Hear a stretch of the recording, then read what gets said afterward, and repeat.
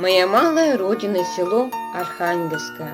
Село находится на территории Денисовского района. В сегодняшнем видео я хотела бы рассказать немного об истории нашего района.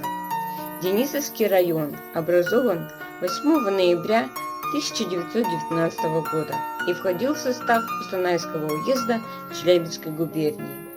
16 сентября 1920 года Кустанайский уезд вошел в состав Киргизской АССР на основании постановления Челябинского губисполкома. В районе 37 средних учебных заведений, 12 клубов, 37 библиотек. У Денисовского районного историко-краеведческого музея богатая и разнообразная экспозиция. На территории района выявлено 113 археологических памятников. Самый уникальный из них – Комаровское городище. Находки сделаны на берегу реки Камысты-Аяр, в 6 километрах от села Комаровка, принадлежат бронзовому веку. В 1938 году район был переименован в Орджоникидзевский. Перед войной он имел известковый завод, мельницы, МТС. Здесь были открыты золотые прииски. Через территорию района пролегла железная дорога.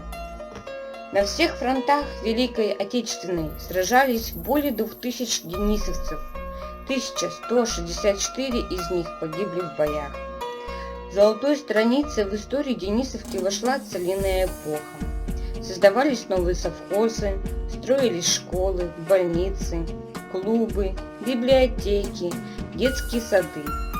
Высокими урожаями, полновесными привесами скота и высокими надоями славились на всю округу денисовцы. 9 из них стали героями труда.